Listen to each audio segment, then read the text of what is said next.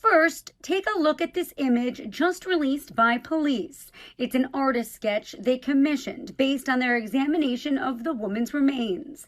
This is what they believe the victim looks like, and they've included a full body sketch of the female they estimate to be between the ages of 35 and 55, around 5 feet 4 inches tall with tattooed eyebrows. The full body sketch includes this floral top worn by the victim.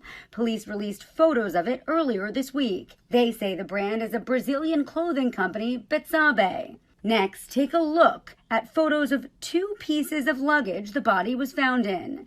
The first is this green and black polka dot bag, the brand name Charlie Sport.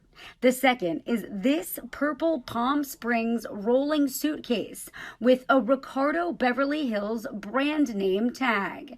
Delray Beach police say the suitcases were found at multiple locations along the Intracoastal Waterway, including Palm Trail and Casuarina Road. Investigators say due to the conditions of the remains, they believe those suitcases were put into the water sometime between Monday and Thursday of last week.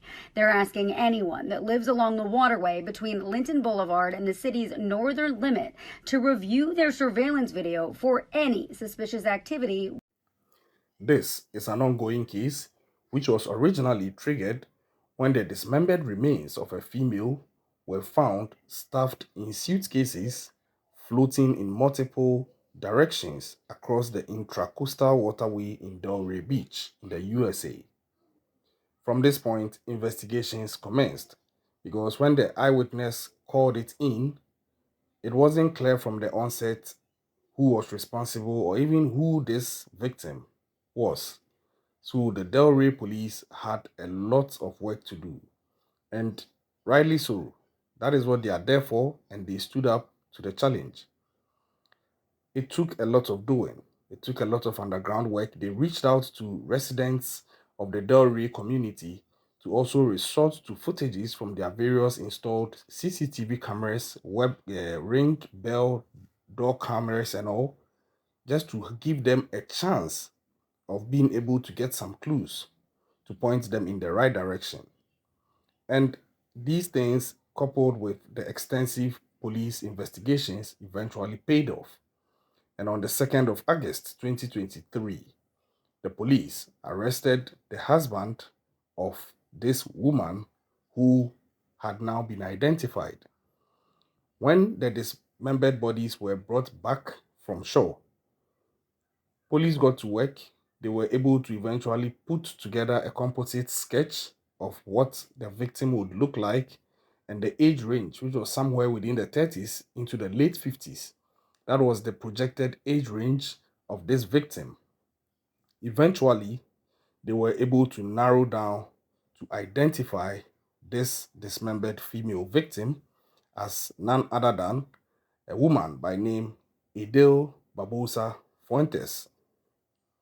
Now, after this, several investigations went on with the assistance of the general public, relying on various footages and also certain testimonies which are yet to be disclosed. And on the 7th of August, it eventually led to the arrest of a key suspect in the case. This key suspect is none other than the husband of Adyil Barbosa Fontes, who goes by the name William Lowe. Now, William Lowe is 78 years old and he was arrested just this Wednesday and has been charged with first-degree murder and abusing a dead body in the killing of his 80-year-old wife, Adyil Barbosa Fontes.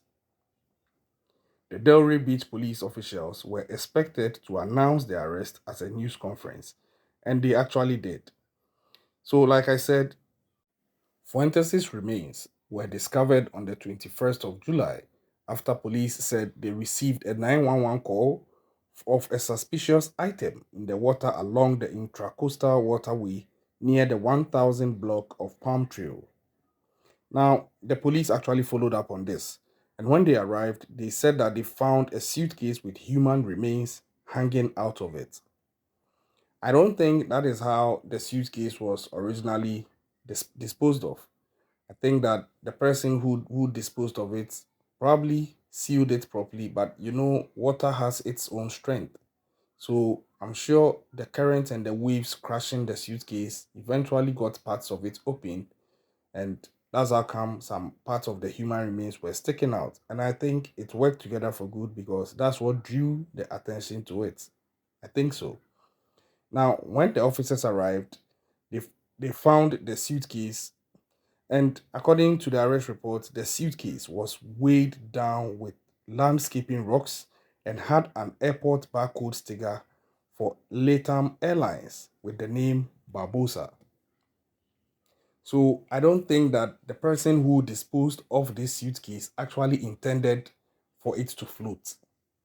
It's obvious they didn't want it to be found, but I think they also intended for it to sink to the bottom of that river because they had rocks in there. And the essence of that, obviously, is to make it sink. But unfortunately for them, that didn't happen. A short time later, two other suitcases were found also containing human remains at nearby locations along that intracoastal waterway. So the dots were adding up now. It was becoming evident that, obviously, looking at the size of the suitcase and the human remains per each of them, you would know that this would be the summation. The three suitcases' contents would be the accumulation, making up one person. So it was obvious somebody was trying so hard to dispose of a body using this waterway, but intending for all these three suitcases to sink because they were found in a similar pattern with rocks. Now, inside the bag was a woman's head that had a gunshot wound. So it was then obviously clear too that this person had been shot in the head. But what police needed to establish from this point was whether the person was shot in the head before being dismembered, in which case it's more likely the shot to the head would have been the cause of death, or whether the shot to the head came after the dismemberment, which I don't think would make any sense. So it was more likely that this person might probably have had her life taken as a result of a gunshot to the head and then dismembered as a way of getting rid of the body without anybody noticing. A purse was also found in the waterway with the same type of twine and contained an ashtray that may have been used as a weight and had a decomposition order. Sorry. Investigators had been trying to identify the woman, and eventually they got to establish that there is this composite art that they put together, which they try to establish her age and what she would have looked like, looking at the fact that she had been dismembered. They also released pictures of the two of the three suitcases that had contained various parts of her body. Now, investigators used dental records to identify the remains of Fuentes, and detectives believed from this point that the suitcases were placed in the water sometime between the 17th of July and 20th of July 2023. Residents who lived along the waterway reported seeing a man who appeared to be looking at one of the floating suitcases on 20th of July. A witness asked this man what he was looking at, and allegedly, the man told him that he was waiting for the big boat to come into the harbor. The man, according to them, appeared nervous and immediately walked over to his car, which was an older model gold sedan, entered the car, and left the area. Another witness had seen a man enter the waterway using a dock ladder and said he appeared to be pushing something in the waterway. Surveillance video from nearby showed a man climbing on the dock ladder twice on the 20th of July. Investigators also found blood on a dock ladder near where one of the suitcases was discovered. Now, three roof workers said they had also seen a man on the 21st of July who was standing on the seawall looking at the suitcase and heard him say, the SHIT word, I wouldn't want to pronounce it, before getting into his car and leaving the scene. The witness had also had one thing in common, actually, all the witnesses, and it's that they described the man's car as a gold sedan or a Ford, and a detective was able to locate a gold Ford Taurus nearby. Now, when the detective ran the plates of this Ford Taurus, they came back belonging to Lowe and the apartment he shares with Fontes. So I think this is going to be an open and shut case because the investigations didn't really take long to just head in a direction that seems like it might be the right direction. Lowe was questioned by detectives on the 31st of July and said that Fuentes was in Brazil and said she had been there about 3 weeks ago. But he said he didn't know how she got to the airport, which airline she flew, or the last time he spoke with her. That same day, detectives executed a search warrant at the couple's apartment and found blood spatter throughout the living room, dining hallway, dining room, both bathrooms, and the master bedroom. Blood was also detected in the master bath shower drain and tube of the second bathroom, and detectives found drag marks and a large amount of blood in the living room, dining room, and master bedroom. Now, cleaning supplies containing blood spatter were also found, as well as a 9mm firearm. So, I think this was the kill room. The whole house or the whole apartment was a kill zone. And you could tell that whoever is responsible was not a pro. I'm not saying that Lowe was not a pro because, in the eyes of the law, he's actually innocent until proven guilty beyond reasonable doubt, for that matter. So I tread cautiously when I say that. So it was obvious that whoever committed this crime, he didn't expect that they would trace it back to that house or that apartment that soon. Maybe he was going to do the cleaning up of the apartment later. But when the search warrant was executed, it became obvious that the whole apartment was the kill zone. A neighbor told detectives she had recently been hearing Lowe's door open and close in the middle of the night. Another neighbor remembered seeing what she thought was a trail of soup leading from Lowe's door through the hallway and up to a unit that she said was owned by Lowe's sister. The neighbor said she hadn't seen the sister in over 2 years, possibly three, but would see Lowe enter it on occasion. And when detectives searched that apartment, they found a black cover for a Roybe chainsaw and a charger which would be used to charge a battery on the chainsaw, as well as multiple bottles of cleaning supplies. According to the report, the case became even stranger when officers executed one of the search warrants. Lowe climbed in through a back window, telling police that he had just come there to get his phone and the key to a storage unit. That led detectives on Wednesday to execute another search warrant at Lowe's storage unit, where they found a Roybe chainsaw that appeared to have blood on the blade, chain, and housing, as well as bone matter, flesh, and human hair in the housing of the chainsaw. Like I said, whoever did this crime wasn't smart, and per what was being linked to Lowe, if it's him, it's obvious he probably did it in the spur of the moment and didn't think anything through. But that is good news for the society, that's good news for the police, and that's good news, especially for the victim, that although she had lost her life, he was also careless enough to get caught. Investigators also found a small Coleman cooler that had red marks and stains. Now, at a news conference, the Delray Beach Police Chief Ras Maga told investigators that they had done a good job and that they had worked around the clock to solve the heinous crime.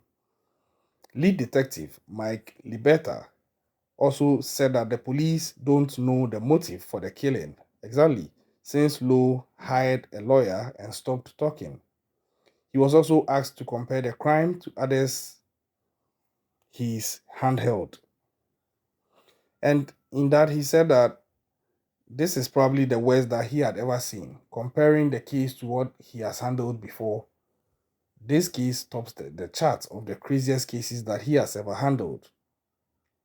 Lowe currently is being held without bond as of Thursday, just this ended Thursday, and we are looking to see how the case will progress.